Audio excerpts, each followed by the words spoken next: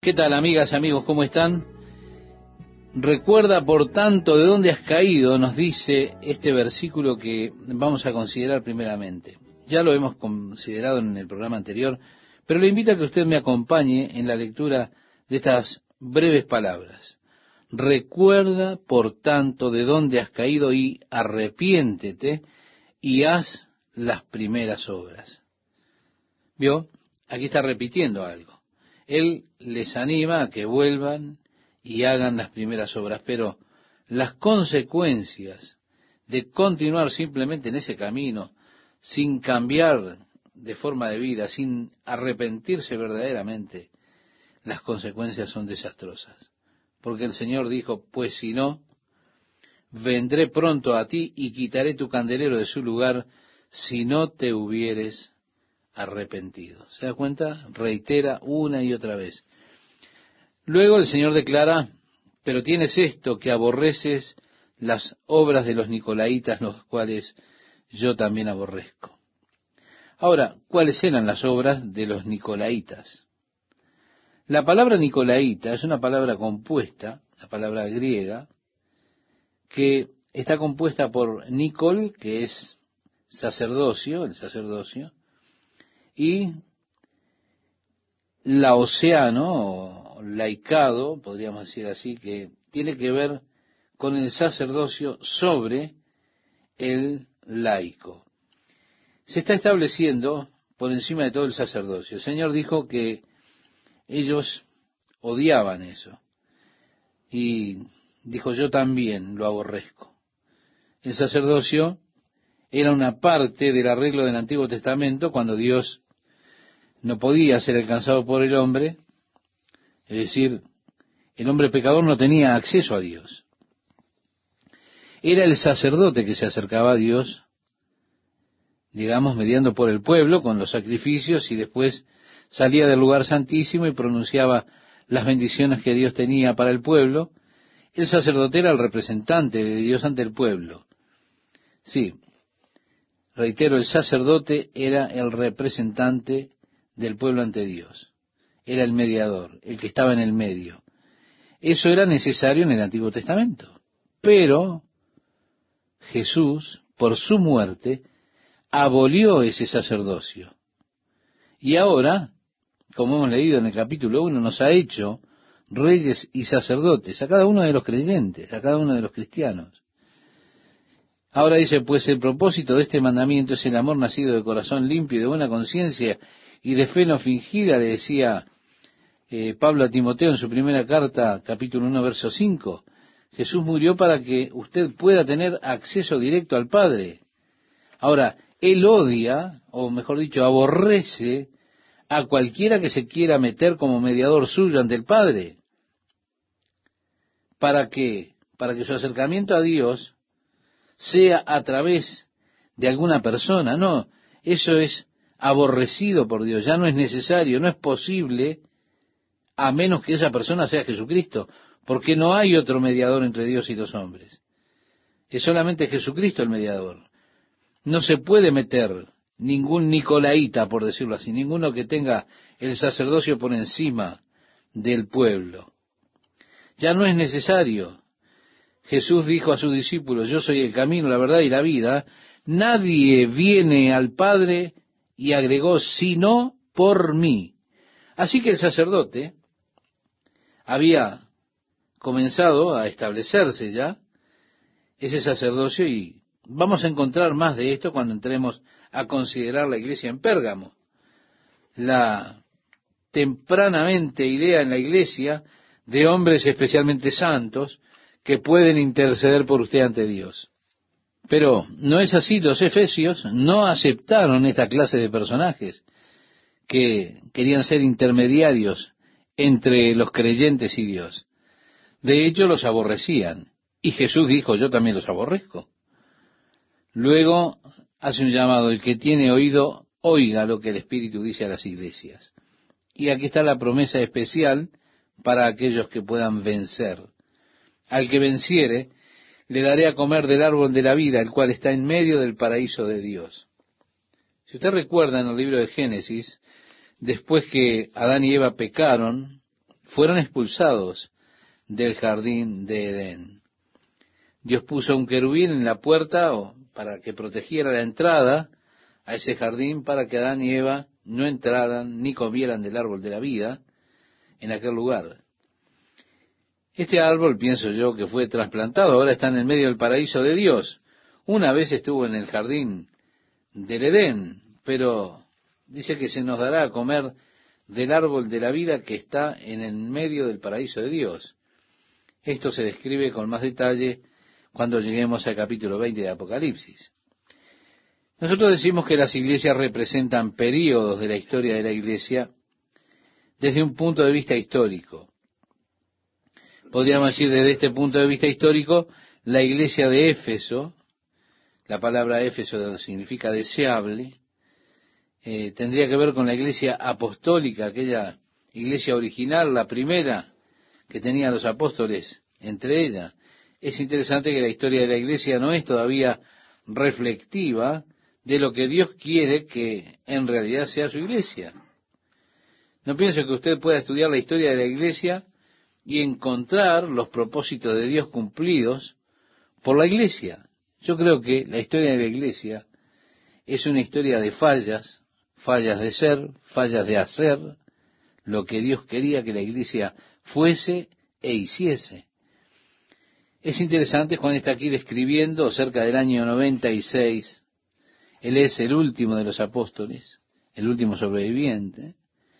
El resto de los apóstoles ya fueron martirizados, quedó solamente Juan, y esto es aproximadamente unos 50 años, poco más, después del nacimiento de la iglesia. Y ya vemos que hay problemas que comenzaron a desarrollarse. Las cosas parecen ponerse peor en lugar de ir para mejor al ver el progreso de la historia de la iglesia. Parece un contrasentido. Creo que si usted quiere lo que Dios tiene pensado para la iglesia, usted tendría que estudiar el libro de los Hechos. Allí es donde vemos la iglesia como Dios la pensó, haciendo lo que Dios pretendía que se hiciera. Es interesante notar que el libro de los Hechos relata de la iglesia que alcanzó todo el mundo con el Evangelio de Jesucristo. Pablo, cuando escribió a los Colosenses, cerca de 30 años después del nacimiento de la iglesia, dijo: la palabra del Evangelio que ha venido a ustedes y está en todo el mundo. 30 años después del nacimiento de la iglesia, ellos habían llevado el Evangelio a todo el mundo conocido. Allí está la iglesia como Dios la había pretendido, pero aún antes de la muerte de Juan, Jesús, cuando escribe a las iglesias, las tiene que reprender. 5 de las 7 iglesias, Él las está llamando al arrepentimiento. Así que yo miro la historia de la iglesia para encontrar un modelo, para encontrar un ejemplo para la iglesia, y tengo que mirar al libro de los Hechos. Y allí creo que encontramos el verdadero modelo para la iglesia. Por eso para ese tiempo, ya al final del siglo I, la iglesia de Éfeso ya está teniendo problemas. Les falta amor que motive las obras que están haciendo para el Señor. Al movernos a la iglesia de Esmirna, históricamente estamos tratando con el periodo de persecución que finalizó con el César Domiciano en el año 315, con ese edicto de Constantino de tolerancia, y la iglesia en ese periodo de la historia, desde cerca del año 100 al 315, estuvo bajo severa persecución del Imperio Romano. Fox, en su libro de los mártires, estima que hubieron 5 millones de cristianos que sufrieron el martirio por su fe en Cristo Jesús. Yo recomiendo grandemente este libro, el libro de los mártires, escrito por Fox. Yo lo leo cada año o por allí para recordarme la gloriosa herencia que tenemos. Aquellos hombres, mujeres, niños y niñas que dieron sus vidas por el testimonio de Jesucristo. Qué tremendo, ¿verdad? Dice: y escribe al ángel de la iglesia en Esmirna. Esmirna es la moderna ciudad de Izmir. Tiene un hermoso puerto marítimo. Éfeso era una gran ciudad comercial. Pablo, si usted recuerda, pasó 3 años en Éfeso, dando nacimiento a la iglesia en aquel lugar. Pablo escribió una carta a la iglesia en Éfeso. Jesús también le escribió una carta a esa iglesia. El norte de Éfeso era la gran ciudad de Esmirna, y era y es hoy, en el día de hoy, una de las grandes ciudades de Turquía. Está comenzando a rivalizar con Constantinopla en cuanto a tamaño e importancia. Es realmente una gran ciudad. Pero la iglesia en Esmirna estaba bajo gran persecución. Por eso Jesús se dirige a esta iglesia en Esmirna y se identifica como el primero y el último, que estaba muerto y está vivo, porque ellos tendrían que enfrentar el martirio. Ellos habrían de ser muertos por su fe. Jesús se identifica a él mismo con ellos, con aquellos que iban a ser muertos por la esperanza de la resurrección. Y él se presenta como aquel que estuvo muerto y vive. Él dijo a sus discípulos: porque yo vivo, vosotros también viviréis. En el Evangelio de Juan, capítulo 14, verso 19. Así que la esperanza de la resurrección es lo que les plantea. Para esta iglesia que está bajo gran persecución, bajo el martirio, Jesús es el primero y el último. No había nada antes de él, no habrá nada después de él. Él es el alfa y la omega, el principio y el final. Y le dice a esta iglesia: yo conozco tus obras y tu tribulación y tu pobreza, pero tú eres rico. Muchos de los cristianos allí en Esmirna eran esclavos en aquella iglesia primitiva. Si una persona rica abrazaba el cristianismo, el gobierno le sacaba sus posesiones, su riqueza. Así que las personas eran bastante pobres financieramente, pero el Señor añade: yo sé tu pobreza, pero tú eres rico. Rico en las cosas que verdaderamente tienen importancia. Usted no puede medir en verdad sus riquezas por la cuenta que tenga en el banco. Esa no es una medida cierta para medir las riquezas. La verdadera medida de las riquezas están guardadas en el cielo. El tesoro que usted tenga en el cielo, esa es la verdadera riqueza, porque es una riqueza eterna. Cuando morimos, todo lo que pertenece a esta esfera terrenal aquí lo dejamos. Algunas personas que han sido extremadamente ricas en la tierra serán extremadamente pobres en el más allá, por así decirlo. Otros que han sido muy pobres en la tierra serán muy ricos en los cielos. Por eso decía Jesús: no os hagáis tesoros en la tierra, donde la polilla y el orín corrompe y donde ladrones minan y hurtan, sino haceos tesoros en el cielo, donde ni la polilla ni el orín corrompen y donde ladrones no minan ni hurtan. Así que tenemos aquí de nuevo lo que le decía también a la iglesia en Éfeso: yo conozco tus obras.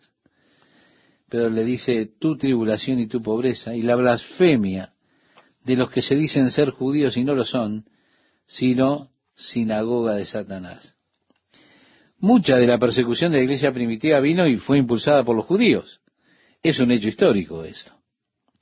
El apóstol Pablo estaba constantemente siendo incomodado por los judíos, que levantaban todo tipo de problemas contra Pablo.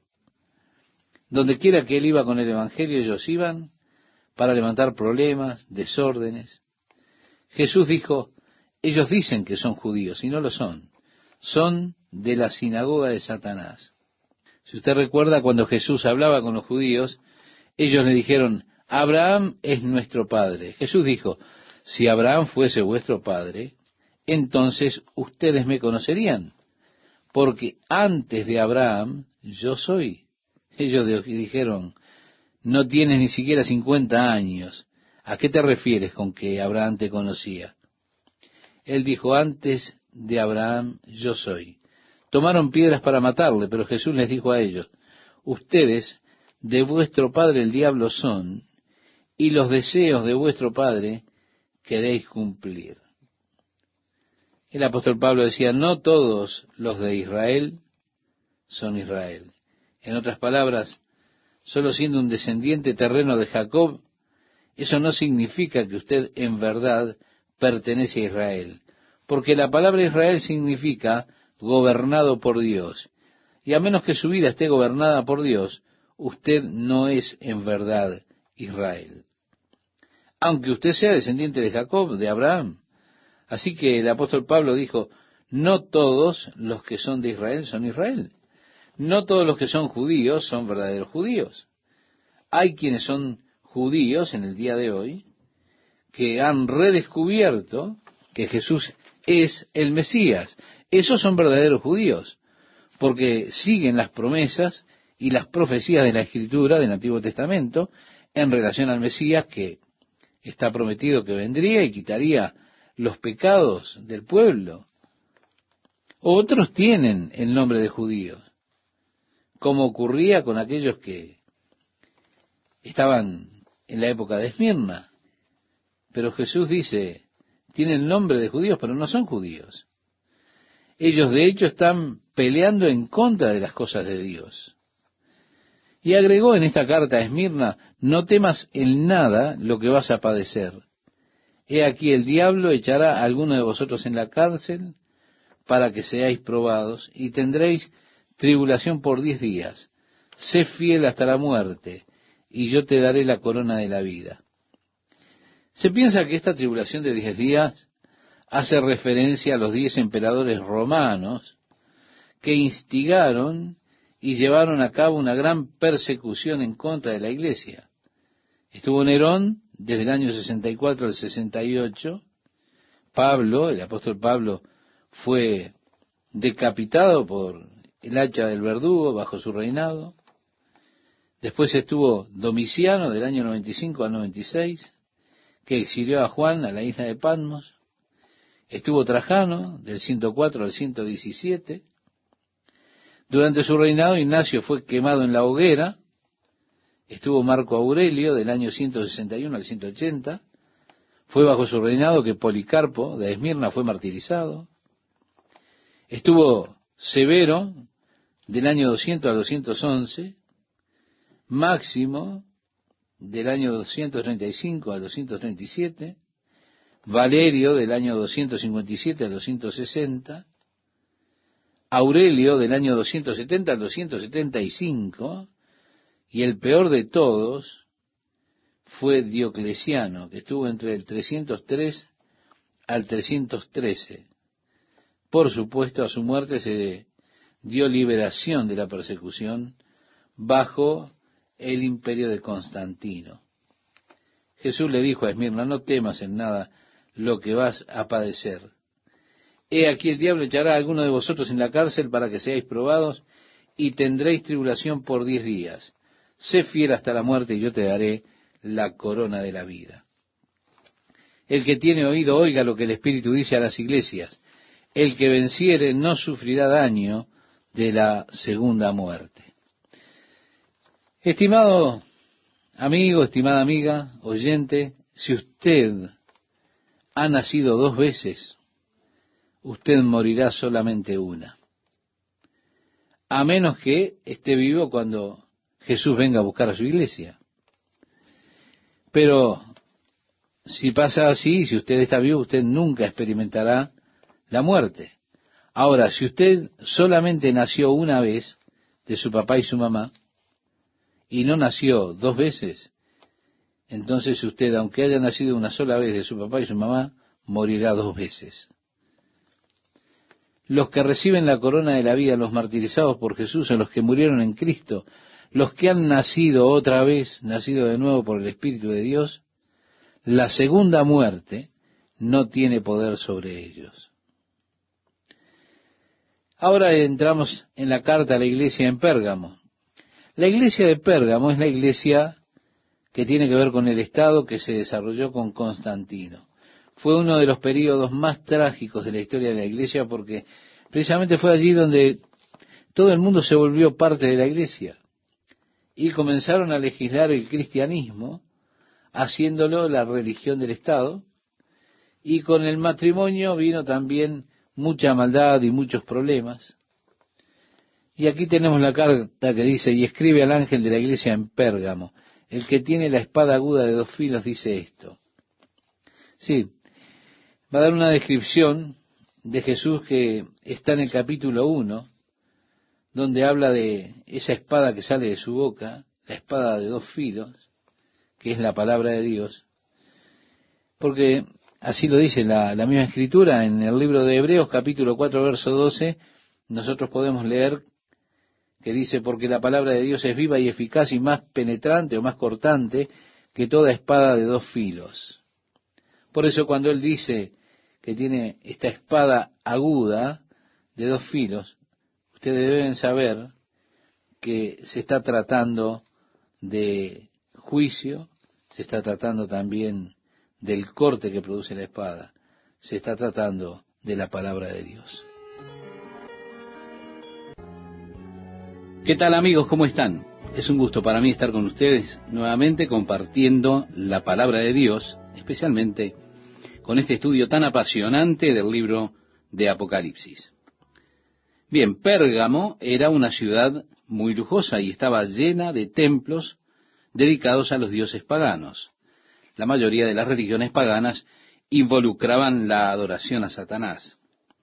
Así que cuando hablamos de Pérgamo, tenemos que ver que Jesús le dice, conozco en dónde moras, donde está el trono de Satanás. Y como reza el versículo 13, pero retienes mi nombre. Podríamos decir que esto es un plus. Ellos retenían el nombre de Jesús. Si retienes mi nombre y no has negado mi fe. Ellos creían en Jesús, creían que Él era el Hijo de Dios.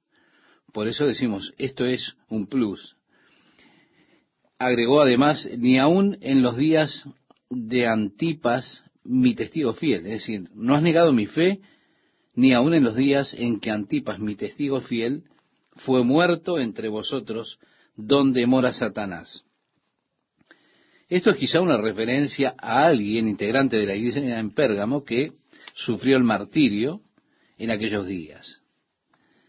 Luego dice, pero tengo unas pocas cosas contra ti que tienes ahí, a los que retienen la doctrina de Balaam, que enseñaba a Balac a poner tropiezo ante los hijos de Israel, a comer de cosas sacrificadas a los ídolos y a cometer fornicación.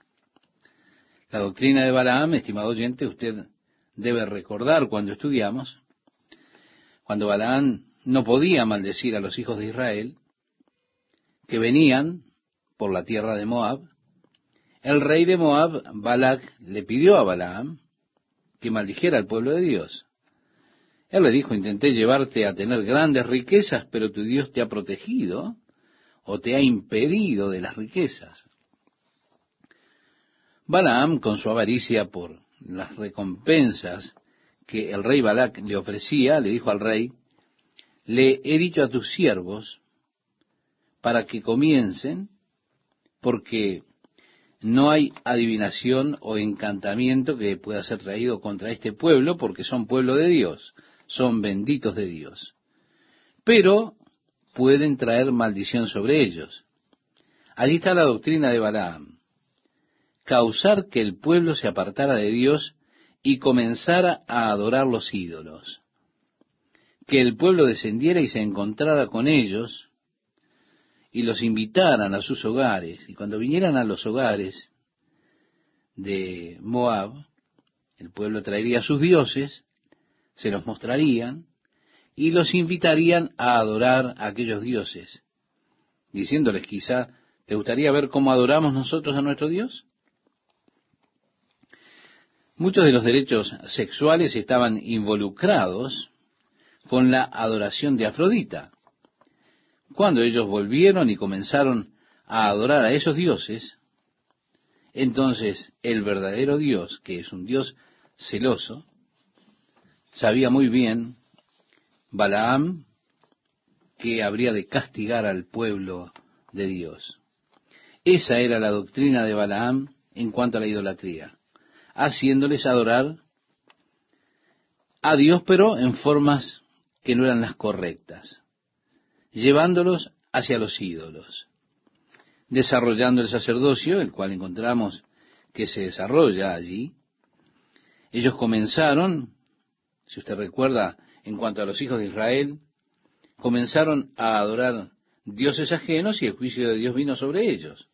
Aquí con Pérgamo estaban aquellos que habían comenzado a introducir en ese periodo de la historia de la iglesia ídolos, íconos que comenzaban a desarrollarse dentro de las iglesias, reliquias sagradas. He ahí la doctrina de Balaam. El versículo 15 nos dice, y también tienes a los que retienen la doctrina de los nicolaitas. Y allí nuevamente el Señor declara, la que yo aborrezco. El llamado al arrepentimiento, yo quiero que usted note que no hubo un llamado así, por ejemplo, en la iglesia en Esmirna. No tuvo ningún reproche para ella. No hubo un llamado al arrepentimiento para esa iglesia. Era la iglesia que fue perseguida y se mantuvo fiel en ese periodo de persecución, en esos periodos de persecución. Pero esta iglesia en Pérgamo le dice, por tanto, arrepiéntete, pues si no vendré a ti pronto y pelearé contra ellos con la espada de mi boca. Bien, no solo el Señor removió su presencia de esa iglesia, sino que Él comenzó a pelear en contra de ese sistema porque ellos están abrazando las cosas que Jesús aborrecía. Y agrega, el que tiene oído, oiga lo que el Espíritu dice a las iglesias. Al que venciere, daré a comer del maná escondido, y le daré una piedrecita blanca, y en la piedrecita escrito un nombre nuevo, el cual ninguno conoce, sino aquel que lo recibe. Es decir, el que reciba esta piedrecita blanca, con su nombre escrito, no será rechazado. La piedra blanca era una piedra de aceptación en aquella cultura. El nuevo nombre, se da cuenta, es interesante ver cómo el Señor con frecuencia, en el Nuevo Testamento, usted puede verlo, cambió los nombres. También en el Antiguo Testamento. Abraham. Abraham se llamaba así al comienzo, pero el Señor le llamó Abraham. Su esposa, Sarai, fue llamada Sara. En el Nuevo Testamento encontramos a Saulo de Tarso, cuyo nombre luego es Pablo. Bien, podríamos seguir con Bernabé, con cuantos otros del Nuevo Testamento, que vemos que sus nombres fueron cambiados. Dios con frecuencia cambia los nombres. Dios tiene un nuevo nombre para usted, estimado oyente, usted que es creyente, y ese nombre está probablemente asociado con el futuro. Es un nombre que Dios tiene reservado para usted. Oh, las cosas que Dios tiene para usted. Qué interesante.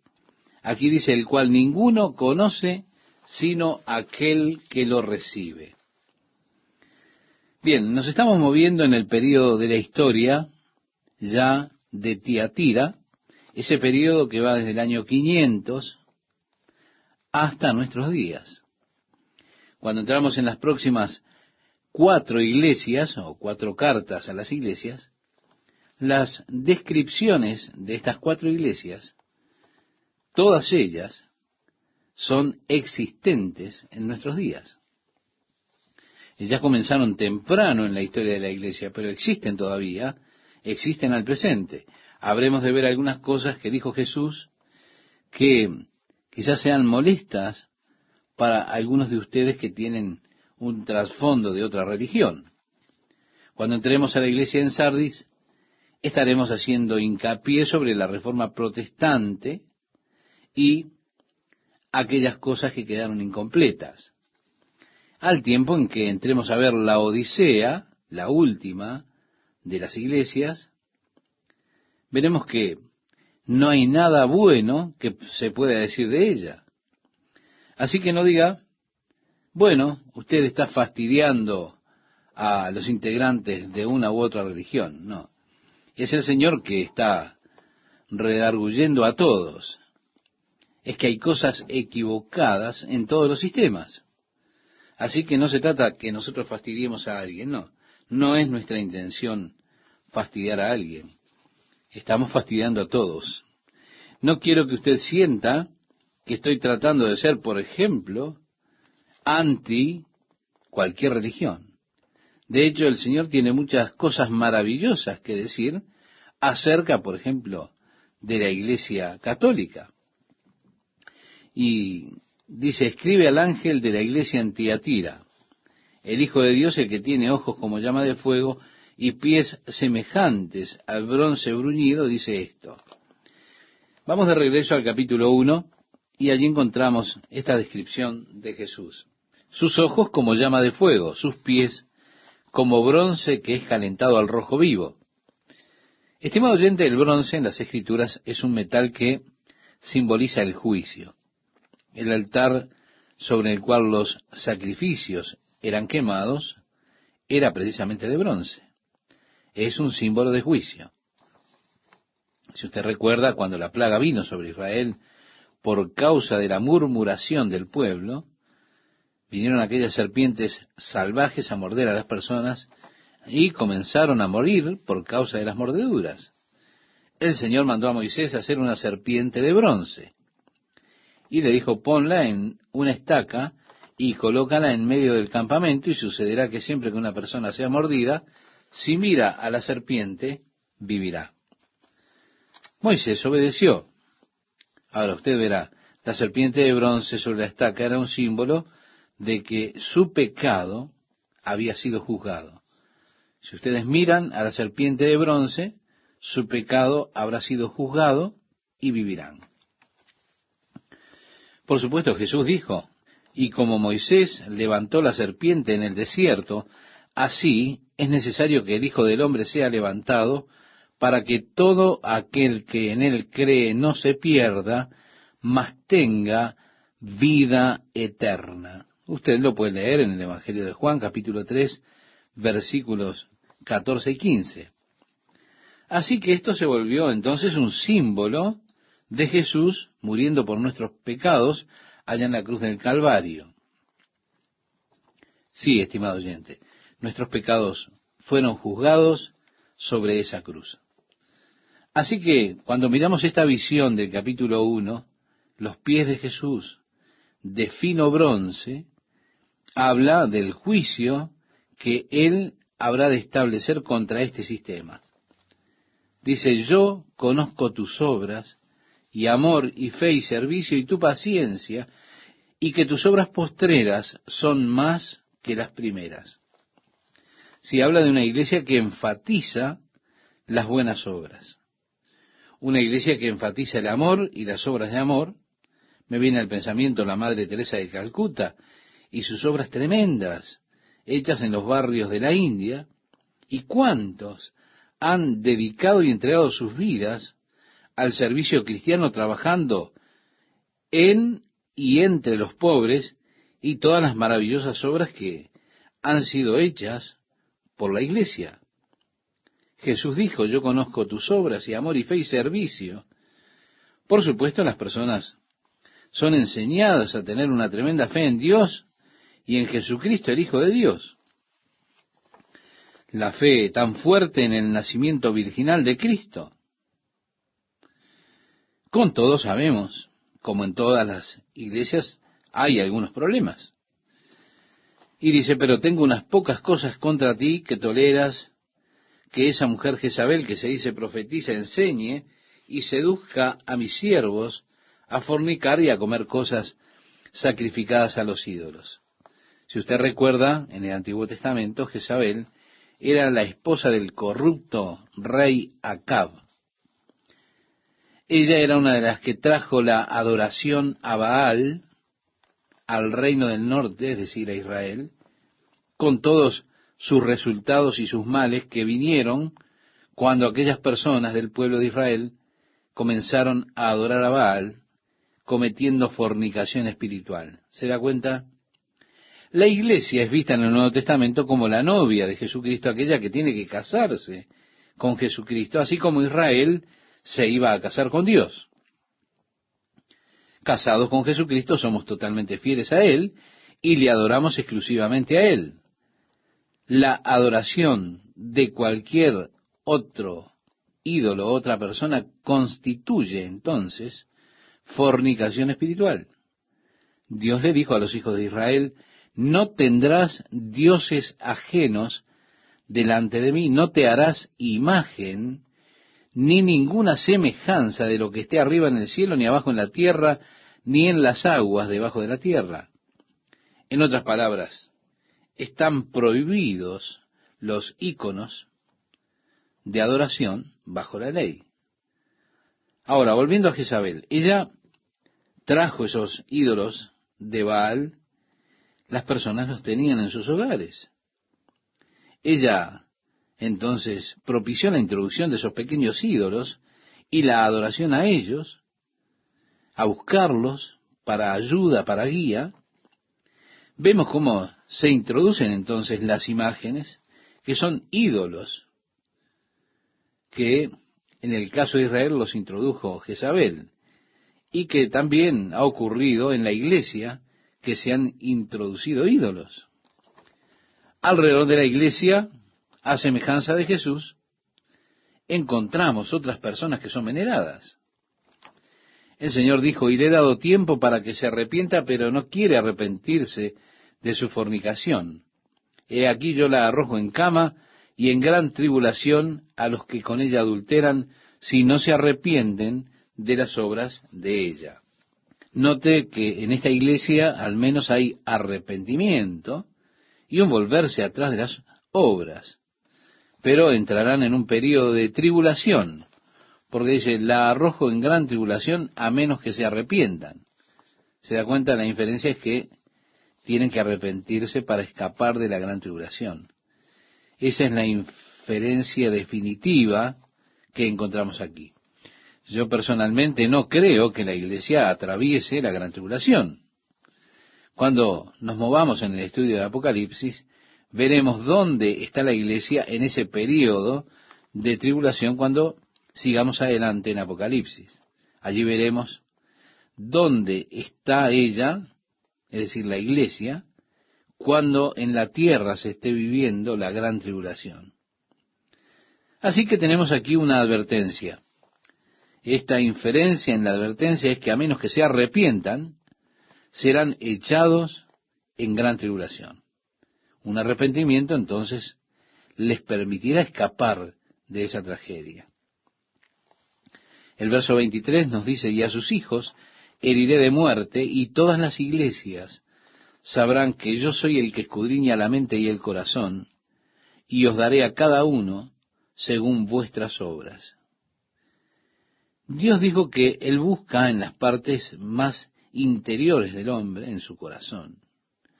Dios dijo que Él mira no la apariencia externa. Dios mira lo que está en el corazón. David escribía al músico principal: oh Jehová, tú me has examinado y conocido, tú has conocido mi sentarme y mi levantarme, has entendido desde lejos mis pensamientos. Tal conocimiento es demasiado maravilloso para mí. Alto es, no lo puedo comprender. Examíname, oh Dios, y conoce mi corazón. Pruébame y conoce mis pensamientos, y ve si hay en mí camino de perversidad, y guíame en el camino eterno. Usted puede leerlo, estimado oyente, después en el Salmo 139, estos versículos, 1, 2, 6, 23 y 24. También a través del profeta Jeremías decía el Señor: engañoso es el corazón más que todas las cosas, y perverso, ¿quién lo conocerá? Y después añade: yo, Jehová, que escudriño la mente, que pruebo el corazón. En el capítulo 17 de Jeremías, los versos 9 y 10, usted también lo puede leer. Así que el Señor nuevamente declara que Él busca nuestro corazón. Él conoce nuestros pensamientos, conoce nuestro ser interior, sabe cuáles son los motivos que nos impulsan a hacer las cosas que hacemos. Él dice: yo soy el que escudriña la mente y el corazón, y os daré a cada uno según vuestras obras. El juicio de Dios, estimado oyente, será totalmente justo, porque serán juzgados los motivos más que los hechos. El verso 24 nos dice: pero a vosotros y a los demás que están en Tiatira, a cuantos no tienen esta doctrina y no han conocido lo que ellos llaman las profundidades de Satanás, yo os digo, no os impondré otra carga. El período de la historia de la Iglesia produjo muchos santos. Recordamos a Jerónimo Savonarola, muchos otros gloriosos hombres de Dios. Somos bendecidos a través de estos hombres de Dios que vivieron en ese período tan especial de la historia donde había muchos corruptos. Por supuesto, fue uno de los períodos más oscuros de la historia de la Iglesia. Los que estudian la historia de la Iglesia saben cómo fue que la posición del obispo principal fue tan degradada tantas veces durante ese período de la historia. Algunos de los hombres más viles compraron su camino al poder, compraron el puesto del obispo principal. Una vez se remató al mejor postor, según dice la historia de la Iglesia. Sí, estas cosas son parte de la historia de la Iglesia. No tiene sentido esconder la cabeza bajo tierra y pretender que esto no pasó. Con todo hay un contraste. Hubieron maravillosos santos que amaron al Señor completamente. Los hay hoy dentro de esos grupos también. Personas maravillosas que aman a nuestro Señor Jesucristo. No estamos haciendo juicio de encubrimiento en contra de la Iglesia misma. De hecho, Jesús se dirige a los vencedores de la Iglesia. Y dice: pero lo que tenéis, retenedlo hasta que yo venga. Al que venciere y guardare mis obras hasta el fin, yo le daré autoridad sobre las naciones y las regirá con vara de hierro, y serán quebradas como vaso de alfarero, como yo también la he recibido de mi Padre, y le daré la estrella de la mañana. Sí, al que nos amó y se dio a sí mismo por nosotros, la promesa es que seremos un reino de sacerdotes. Leemos cómo es que vivirá la Iglesia y reinará con él por 1000 años sobre esta tierra. La promesa es a los vencedores de gobernar junto al Señor en la tierra durante ese período milenial de reinado de Cristo. El que tiene oído, oiga lo que el Espíritu dice a las iglesias. Nuevamente está diciendo Dios: escuchen lo que Jesús tiene para decirles. Hay muchas lecciones en estos mensajes para nosotros, amigos oyentes. Amigas, amigos, es un motivo de gratitud a Dios para mí estar con ustedes nuevamente compartiendo este apasionante estudio de Apocalipsis. Jesús se dirigía a las iglesias, aquellas que existían en ese tiempo en Asia Menor. Las 7 iglesias que significan la plenitud o la totalidad de la iglesia, representadas por estas iglesias. Había otras iglesias allí en Asia Menor que no están mencionadas en esta lista. Por ejemplo, estaba la iglesia de Colosas, a la que Pablo le escribió esa carta tan conocida a los colosenses. También había una iglesia en Hierápolis, que se menciona en el Nuevo Testamento, pero el Señor seleccionó 7 iglesias para, en cierta forma, darnos una visión general de la iglesia en su totalidad.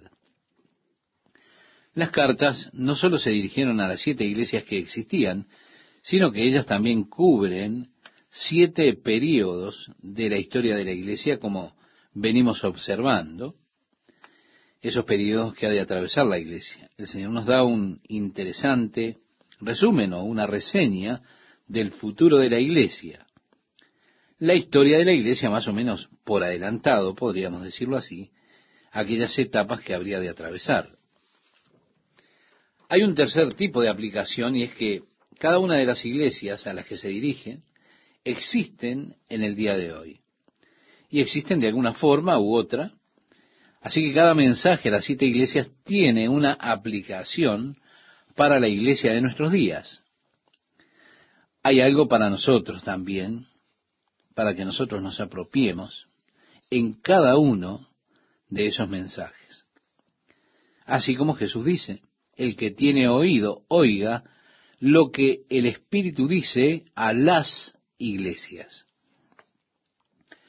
Al llegar al capítulo 3 leemos, escribe al ángel de la iglesia en Sardis, el que tiene los 7 espíritus de Dios y las 7 estrellas, dice esto, yo conozco tus obras, que tienes nombre que vives y estás muerto. Amigo oyente, no es una linda introducción para una carta a una iglesia, ¿verdad? Sardis era una ciudad edificada en la cima del altiplano y estaba a unos 35 metros sobre el nivel del valle. Podríamos decir de alguna manera que era muy parecida a lo que conocemos como Masada.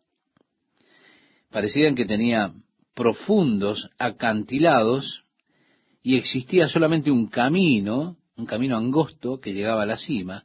Era la única entrada a esa ciudad. Por eso ellos pensaban que era inexpugnable, que era imposible conquistar esa ciudad. Y así ellos vivían en una relativa seguridad. Además era una ciudad muy rica. Cuando el imperio persa era fuerte y conquistaba otras naciones, el rey decidió que él iría a la guerra contra Persia. Él fue al oráculo de Delfi, allí en Grecia, y este oráculo le dijo que si él hacía campaña contra los persas, un gran imperio habría de caer. Estimulado por este mensaje del oráculo, envió sus tropas hacia Persia. Sin embargo, él fue totalmente derrotado y tuvo que retirarse hacia su ciudad fortificada. Claro, él no se detuvo a pensar que el imperio que habría de caer era el suyo. El oráculo no se lo había dejado claro eso. Así que Ciro lo persiguió hasta la ciudad de Sardis. Él ofreció una gran recompensa a cualquier soldado que pudiese conquistar esa ciudad.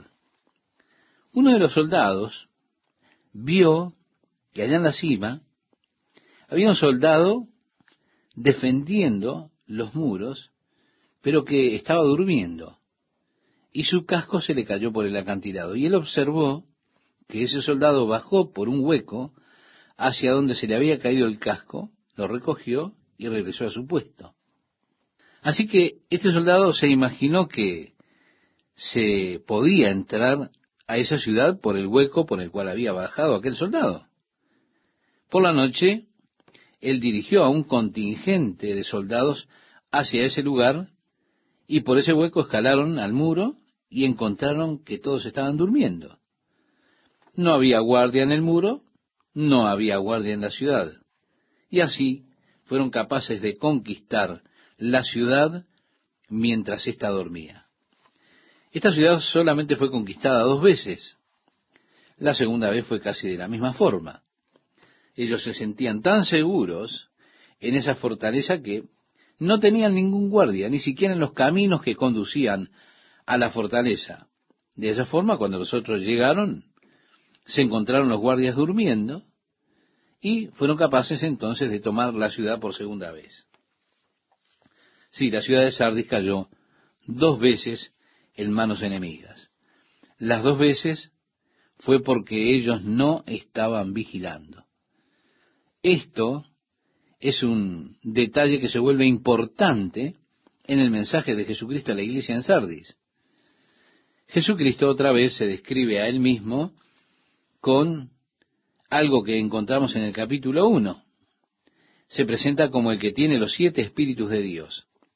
Cuando observamos en el capítulo 11 de Isaías los espíritus de Dios, se habla allí acerca del Mesías que habría de venir y cómo el Espíritu de Jehová estaría sobre él, el Espíritu de Dios obrando en la vida de Jesús, y está entonces esa plenitud de la obra de Dios, de la obra del Espíritu de Dios en la vida de Cristo, por la cual nosotros obtenemos este término, los 7 espíritus de Dios. Esto lo veremos nuevamente cuando lleguemos al capítulo 4. No significa que haya 7 espíritus santos. No, no. El número es significativo, pero habla de la plenitud de la obra completa del Espíritu en la vida de Jesús. También habla aquel que tiene las 7 estrellas. Por supuesto, las 7 estrellas, como se revela en el capítulo 1, eran los mensajeros, los ministros de las 7 iglesias a las que se dirige. Y le dice, yo conozco tus obras, que tienes nombre que vives y estás muerto.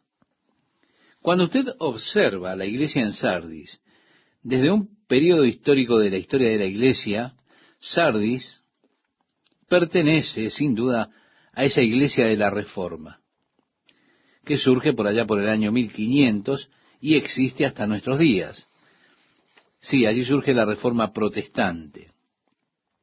Con seguridad la Reforma protestante, a pesar de haber comenzado como un poderoso movimiento del Espíritu de Dios, usted encuentra hombres como Lutero, Calvino, Knox, Zwinglio, y todos esos hombres maravillosos que están en la historia de esa iglesia, comienza con un avivamiento maravilloso de las Escrituras, un amor tremendo por las Escrituras. Aún así, pronto se transformó todo aquel movimiento en una estructura organizacional y, como dice el Señor aquí más adelante, no he hallado tus obras perfectas o completas. Es que la reforma protestante no fue una reforma total, una reforma completa. Ellos arrastraron muchas de las tradiciones que son tradiciones traídas de Babilonia, que fueron inmersas en la iglesia protestante. De esa forma, la iglesia pronto quedó como una iglesia muerta. Sí, protestantismo muerto.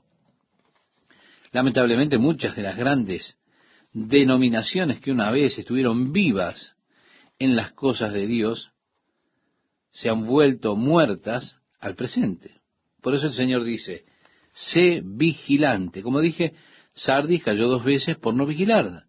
Y ahora Jesús le dice a la iglesia, sé vigilante. Y afirma las otras cosas que están para morir, porque no he hallado tus obras perfectas delante de Dios. Por ejemplo, el bautismo de niños nos enseña en la Escritura que deba hacerse. Tampoco vemos ninguna práctica de bautismo de niños en la Escritura. Fue un invento de la iglesia. Se trajo esto de la religión babilónica, cuando el Estado de la iglesia fue formado, por supuesto, por Constantino. Constantino quería crear un Estado de la iglesia, es decir, que el Estado estuviera formado por la iglesia. Vale decir que más o menos incluyera a todos. ¿Por qué? Porque los romanos estaban impregnados de un sistema religioso que tenía sus orígenes en los misterios de Babilonia. Y así muchas de las cosas de la religión babilónica fueron, por decirlo de alguna manera, cristianizadas. Ellos tomaron esas fiestas paganas y les dieron nombres cristianos. Y decían ahora que representaban eventos cristianos. Los romanos tenían la celebración de Saturnalia, fue traído de la antigua religión babilónica, era realmente la celebración del nacimiento de Tamuz, una celebración a su madre, Semiramis, o Semiramis, que era llamada la madre de Dios. Tamuz era adorado como Dios en esa religión babilónica. De esa forma usted tiene la madre y el hijo. Y usted puede ver esas antiguas imágenes de Semiramis y también Tamuz.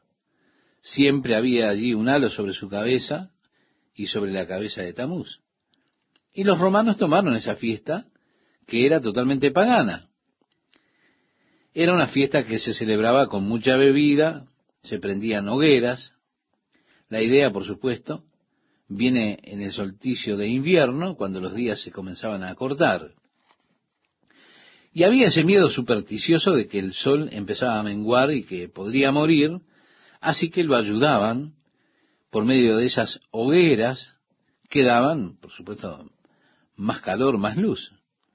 Luego, cuando los días comenzaban a alargarse, usted puede ver que los días se alargan allí hacia el 25 de diciembre. Y ellos tenían entonces ese día una fiesta enorme, se hacían regalos, se celebraba, lamentablemente se hacían muchas orgías también. De esa forma, cuando ellos hicieron llegar esto al cristianismo, cuando la religión o la iglesia fue la religión estatal, tomaron esa fiesta de Saturnalia y lo transformaron en el cumpleaños de Jesús. Por eso es que celebramos el 25 de diciembre el nacimiento de Jesús, a pesar de que no hay ninguna indicación en la Escritura en cuanto a la fecha del nacimiento de Jesús. Las chances de que haya nacido el 25 de diciembre son realmente muy pocas. ¿Por qué? Porque en esa fecha los pastores evidentemente estaban vigilando sus rebaños por la noche cuando nació Jesús, y ellos no hacen esto hasta después de fines de octubre. Así que esto es una fecha traída de las religiones paganas. La celebración de la Pascua. Realmente la palabra Pascua viene de la diosa pagana Astarte, y era en el solsticio de primavera cuando ellos celebraban la nueva vida. Por supuesto, así como el huevo de Pascua representa la prolongación de la vida, y ellos comenzaron a colorear esos huevos, y la iglesia adoptó esto, y tomaron del nombre de Astarte y dijeron, esta es la Pascua, y entonces lo usaron para celebrar la resurrección, la nueva vida de Jesucristo en esa Pascua. Por eso decimos, cuando llegó la Reforma Protestante, ellos tomaron muchas de estas cosas que tenían su origen en antiguas religiones de Babilonia. Nosotros llegaremos a esto cuando estudiemos el capítulo 17, viendo el misterio de Babilonia la Grande. Cuando estudiemos esto veremos la tremenda comparación entre la religión de Babilonia y la religión estatal de la iglesia que fue establecida por Constantino cuando él firmó el edicto de tolerancia después de 10 períodos de persecución a la iglesia. Allí aparece Constantino uniendo la iglesia con el Estado. Lutero acarreó, a pesar de su gran reforma, el bautismo de los niños. Reitero, a pesar de que no hay ningún ejemplo en la Biblia para eso. El concepto y la idea de que si su hijo es bautizado es salvo, eso también fue arrastrado, a pesar de la gran reforma que hizo Lutero. Usted es salvo si se bautiza cuando bebé, sin la necesidad de nacer de nuevo, por supuesto. Hay muchas personas en el día de hoy en la iglesia protestante que en virtud de que han sido bautizados cuando fueron bebés, ellos ya sienten que eso los hace cristianos. Y yo soy cristiano porque mis padres me bautizaron y tengo mi certificado de bautismo, así que soy cristiano. A pesar de que sus vidas no reflejen nada del cristianismo, a pesar de que ellos no están viviendo para Cristo, ellos tienen un nombre de que están vivos, pero realmente están espiritualmente muertos, debido a que ellos confían en una falsa esperanza, la esperanza de que, bueno, soy salvo porque me bautizaron de bebé. Muchas personas cuando realmente descubren lo que es nacer de nuevo verdaderamente, sienten el deseo de ser bautizados otra vez, a pesar de haber sido bautizados de bebés. ¿Por qué? Porque esa no fue decisión propia, fue una decisión de los padres. Es interesante que en muchas iglesias donde practican este bautismo, luego ellos tienen una gran fiesta, a veces hay mucho alcohol, y en la fiesta que ellos celebran dicen, bueno, hoy bautizamos a nuestro bebé en la iglesia. ¿Se da cuenta? Esto es mucho de la influencia babilónica trasladada a la iglesia protestante, aún en la reforma protestante. De esa manera el Señor dice, no he hallado tus obras perfectas delante de Dios. Vale decir, no hubo un rompimiento total, completo, con la tradición, con las tradiciones babilónicas. El Señor dice, por tanto, acuérdate pues de lo que has recibido y oído. La Reforma Protestante, las iglesias que salieron de la Reforma Protestante, bueno, sería bueno para ellas si volvieran atrás, recordaran sus orígenes, vieran cómo Lutero le dio un paso afuera de toda aquella tradición y Dios le dio aquel mensaje glorioso a él: el justo vivirá por la fe. Si ellos regresaran a Lutero, que escribió el Espíritu y los dones son nuestros, hablando de los dones del Espíritu y el poder del Espíritu, y sus tremendos comentarios que hizo de la palabra de Dios, si regresaran solamente a eso, serían realmente muy beneficiados, muy bendecidos. El Señor los alienta a recordar sus raíces. Si la iglesia presbiteriana regresara a Juan Knox, si la iglesia metodista regresara a John Wesley, si regresaran a los comienzos y vieran cómo fue que comenzó, quizá verían cuán lejos están de esos orígenes de la iglesia que realmente Wesley quiso, y pensamos que Wesley ya no sería tan bienvenido en muchas de las iglesias de nuestros días. Por eso Jesús dice así que acuérdate pues de lo que has recibido y oído, y guárdalo y arrepiéntete.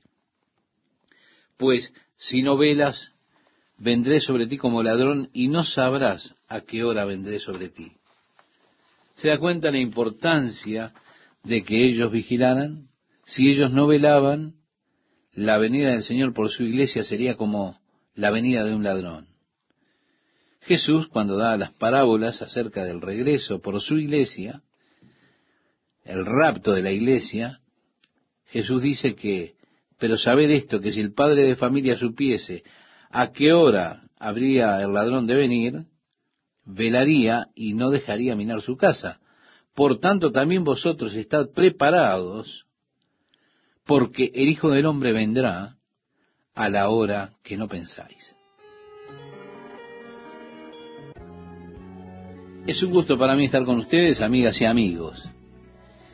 El versículo 3 de este capítulo 3 dice: acuérdate pues de lo que has recibido y oído, y guárdalo y arrepiéntete. Pues si no velas, vendré sobre ti como ladrón, y no sabrás a qué hora vendré sobre ti. Se da cuenta, allí está la importancia de estar vigilantes. Si ellos no estaban alertas, la venida del Señor por la iglesia sería como un ladrón. Si usted recuerda, cuando el apóstol Pablo le escribe a la iglesia en Tesalónica, él le decía, en el capítulo 5 de su primera carta: porque vosotros sabéis perfectamente que el día del Señor vendrá así como ladrón en la noche. Luego Pablo amplía esto y dice: mas vosotros, hermanos, no estáis en tinieblas para que aquel día os sorprenda como ladrón, porque todos vosotros sois hijos de luz e hijos del día, no somos de la noche ni de las tinieblas. Tenemos aquí esta advertencia de Jesús a la iglesia en Sardis, y es debido a que ellos estaban durmiendo, estaban dormidos en esa apatía espiritual. Cuando el Señor viniera, ellos serían tomados por sorpresa. Por supuesto, esto implica que ellos no serían llevados con Jesús cuando Él viniera en busca de su iglesia. Y agregó: y no sabrás a qué hora vendré sobre ti. Luego dice Jesús: pero tienes unas pocas personas en Sardis que no han manchado sus vestiduras, y andarán conmigo en vestiduras blancas, porque son dignas. La Reforma Protestante, estimado oyente, nos dice que las iglesias que salieron de ellas, no todas son malas. Algunos ministros dentro de estas iglesias fueron maravillosos, tanto en la iglesia luterana, presbiteriana, en todas las iglesias. Desafortunadamente, cuando uno mira a la iglesia como un todo, ve que la iglesia se ha vuelto fría, formal, ritualista. Como decía Jesús a esta iglesia: tienes nombre de estar viva, pero en verdad estás muerta. Luego dice: andarán conmigo en vestiduras blancas, porque son dignas. También dice el que venciere, es que en cada iglesia hay vencedores. Nosotros no debemos perder de vista esto. Dios tiene a su pueblo en cada lugar. El que venciere será vestido de vestiduras blancas, y no borraré su nombre del libro de la vida, y confesaré su nombre delante de mi Padre y delante de sus ángeles. Hay algunos que se mantienen muy estrictos en la idea de la seguridad eternal, diciendo, bueno, una vez que uno recibe a Jesucristo, o ha sido salvo, usted nunca más puede perderse, no importa lo que usted haga. Ahora, tienen grandes dificultades con este versículo. Es interesante leer los comentarios que hacen y ver cómo intentan adaptar las palabras de Jesús en este preciso lugar donde dice, no borraré su nombre del libro de la vida. Surge la pregunta, ¿es posible que el nombre de una persona sea borrado del libro de la vida? Bueno, uno diría, si no es posible, entonces, ¿qué significado tienen estas palabras? ¿Por qué él haría tal sugerencia a menos que esto fuera posible? Es una posición. Ahora, yo desalentaría a cualquiera que esté viviendo en pecado a descansarse en el hecho de que, bueno, como uno estuvo en la cruzada evangelística entre cientos o miles de personas y uno allí completó un formulario y le dieron material de estudio, y entonces uno ya está confiado que con esa experiencia de esa noche está listo, ya es salvo y se terminó. La salvación nunca es una experiencia en tiempo pasado. Es una relación permanente con Jesús y no debería estar en tiempo pasado. Necesita permanecer en el tiempo presente. No se engañe, estimado oyente. Si usted está viviendo según la carne, usted no puede tener la seguridad de estar en el reino de Dios. Cuando el apóstol Pablo le escribió a los Efesios, él les hizo una advertencia. Les dijo, y andad en amor, como también Cristo nos amó, y se entregó a sí mismo por nosotros, ofrenda y sacrificio a Dios en olor fragante. Pero fornicación y toda inmundicia o avaricia, ni aun se nombre entre vosotros como conviene a santos, ni palabras deshonestas, ni necedades, ni truhanerías que no convienen, sino antes bien acciones de gracias. Porque sabéis esto, que ningún fornicario, o inmundo, o avaro, que es idólatra, tiene herencia en el reino de Cristo y de Dios. Nadie os engañe con palabras vanas, porque por estas cosas viene la ira de Dios sobre los hijos de desobediencia. ¿Se da cuenta? Es el apóstol Pablo que está diciendo, no se engañen con esto. Si ustedes están viviendo y haciendo estas cosas, no piensen que tendrán alguna herencia en el reino de los cielos. Les escribe también a los Gálatas, el apóstol Pablo diciéndoles, porque el deseo de la carne es contra el espíritu, y el del espíritu es contra la carne, y estos se oponen entre sí para que no hagáis lo que quisierais. Pero si sois guiados del espíritu, no estáis bajo la ley. Y manifiestas son las obras de la carne, que son adulterio, fornicación, inmundicia, lascivia, idolatría, hechicerías, enemistades, pleitos, celos, iras, contiendas, disensiones, herejías, envidias, homicidios, borracheras, orgías y cosas semejantes a estas, acerca de las cuales os amonesto, como ya os lo he dicho antes, que los que practican tales cosas no heredarán el reino de Dios. Vale decir, si usted vive involucrado en esas cosas, usted no puede tener la seguridad de formar parte del reino de Dios. El apóstol Pablo le dice muchas de estas mismas cosas a la iglesia en Corinto. Le dice, ¿no sabéis que los injustos no heredarán el reino de Dios? No erréis, ni los fornicarios, ni los idólatras, ni los adúlteros, ni los afeminados, ni los que se echan con varones, ni los ladrones, ni los avaros, ni los borrachos, ni los maldicientes, ni los estafadores heredarán el reino de Dios. Y esto erais algunos, mas ya habéis sido lavados, ya habéis sido santificados, ya habéis sido justificados en el nombre del Señor Jesús y por el Espíritu de nuestro Dios. Se da cuenta, aquí tenemos la advertencia para no ser engañados. Por eso decimos, la doctrina de la seguridad eterna, vista desde ese punto de vista, es algo que ha sido muy argumentado en círculos teológicos desde que Calvino apareció con sus institutos teológicos. Pero como ministro yo no quiero ser culpable de darle a nadie falsa seguridad. No quiero asegurarle a usted ahora que es salvo y usted puede salir y vivir como usted quiera en la carne, en los deseos de la carne. No importa si usted está involucrado con la pornografía, con la fornicación, no importa. Usted ha sido salvado. Y cuando usted esté delante del gran trono blanco, ante el juicio de Dios y sea condenado, ¿qué? Yo no quiero que usted me señale y diga, pastor, usted me dio a mí una falsa seguridad. El apóstol Pablo dice que no sean engañados. Si usted está involucrado en esas cosas, usted no tiene parte en el reino de Dios. Y quiero poner esto lo más claro posible.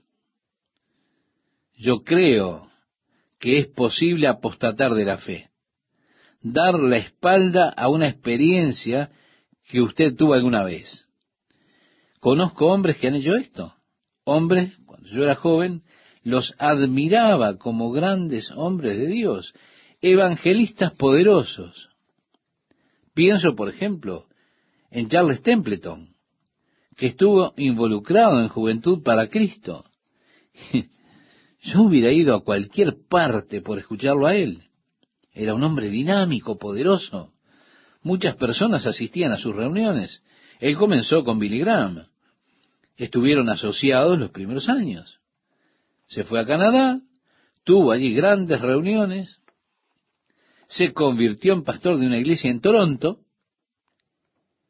pero mire qué pasó. Recientemente escribió un libro en el cual condena totalmente su fe en Jesucristo. Condena totalmente su fe inclusive en Dios. Él ahora declara que es un ateo. Condena sus primeras confesiones de fe y a través de este libro busca sembrar la duda y la incredulidad en la mente de las personas. Bueno, yo no puedo creer que él sea un hijo de Dios en el día de hoy y que si muere esta noche el Señor se lo llevaría y lo salvaría de cualquier forma porque una vez él hizo profesión de fe. Yo pienso que él está en la categoría que Jesús advirtió. Su nombre borrado del libro de la vida implica que nunca fue escrito. Esa es la realidad. Así que el Señor está advirtiendo a la iglesia en Sardis que ellos estaban en peligro de ser borrados. El Señor dice, el que venciere será vestido de vestiduras blancas, y no borraré su nombre del libro de la vida, y confesaré su nombre delante de mi Padre y delante de sus ángeles. Jesús dijo, a cualquiera pues que me confiese delante de los hombres, yo también le confesaré delante de mi Padre que está en los cielos.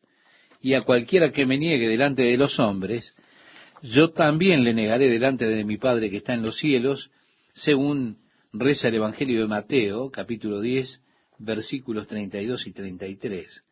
La negación de Jesús es algo terrible. Terrible. Bajo presión, negar al Señor es algo terrible. Bueno, Pedro fue culpable de ese pecado terrible. Pero está el perdón. Y eso es lo maravilloso. Puede ser que tal vez bajo presión usted niegue su relación con Jesús en algún momento. Pero está el perdón. Pedro fue perdonado y Dios lo utilizó de manera poderosa y le dio las llaves del reino de los cielos. En el comienzo, en el nacimiento de la iglesia, fue grandemente usado. El que tiene oído, oiga lo que el Espíritu dice a las iglesias, dice el versículo 6 de Apocalipsis 3. Bien, El versículo 7 nos introduce a una nueva carta. Escribe al ángel de la iglesia en Filadelfia. La iglesia en Filadelfia permaneció más tiempo que las demás iglesias, excepto Esmirna. Actualmente hay una iglesia cristiana en Esmirna. Yo tuve el privilegio de predicar en esa iglesia en Esmirna.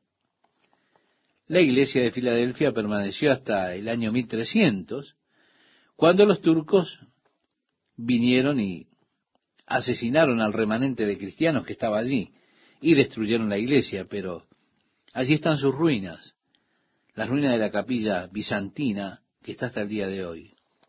Escribe al ángel de la iglesia en Filadelfia. Esto dice el santo, el verdadero, el que tiene la llave de David, el que abre y ninguno cierra, y cierra y ninguno abre.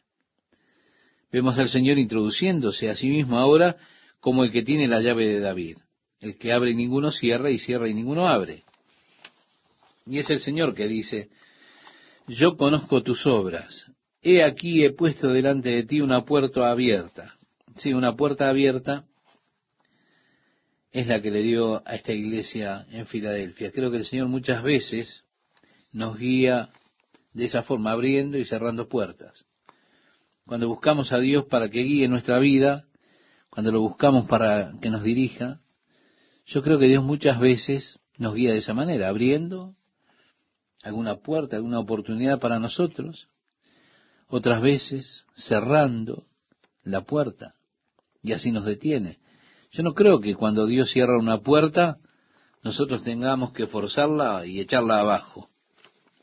He aprendido, estimado amigo, estimada amiga, a aceptar también las puertas cerradas, de la misma manera que acepto las puertas abiertas. He aprendido a reconocer que si Dios cierra la puerta, tengo que tomar otra dirección.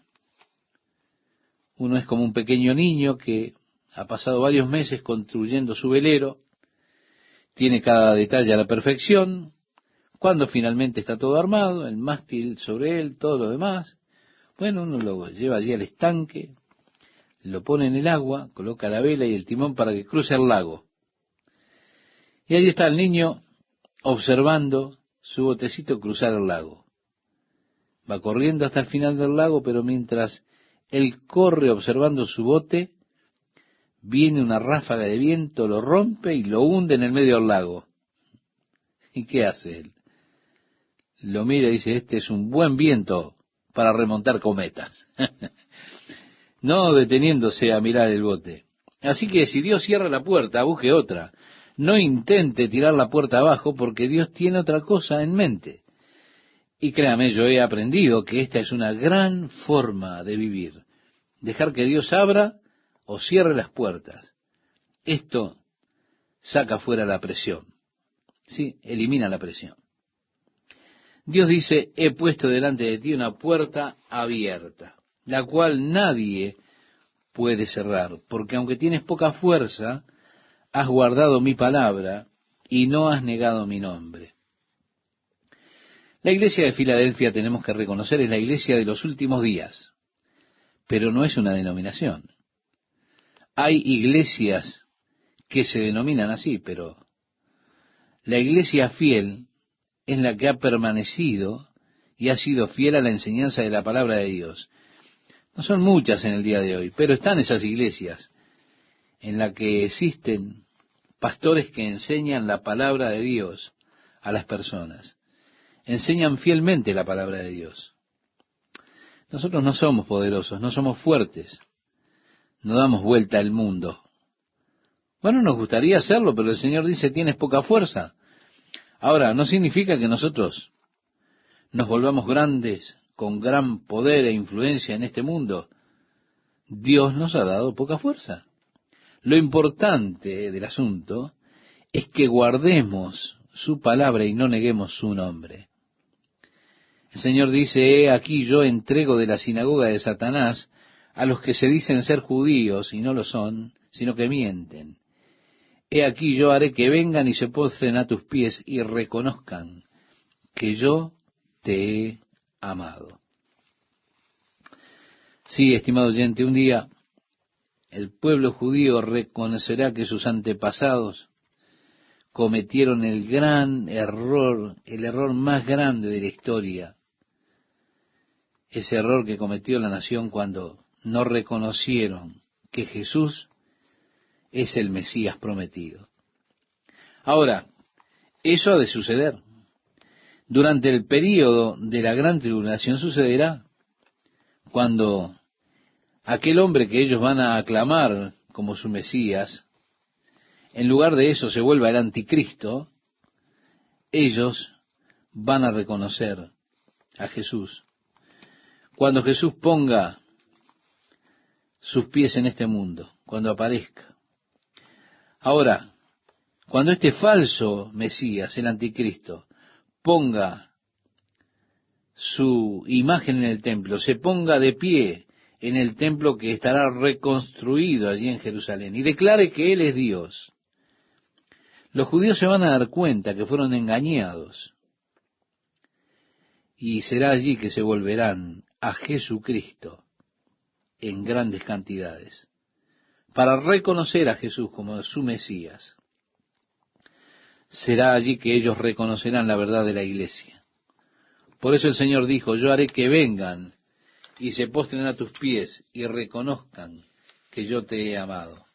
Oh, el amor de Dios, el amor de Jesús por su iglesia en el día de hoy. Amigo, amiga, en la iglesia no hay nacionalidad.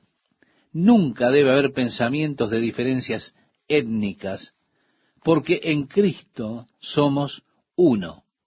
Así le escribía el apóstol Pablo a los colosenses, donde no hay griego ni judío, circuncisión ni incircuncisión, bárbaro ni escita, siervo ni libre, sino que Cristo es el todo y en todos.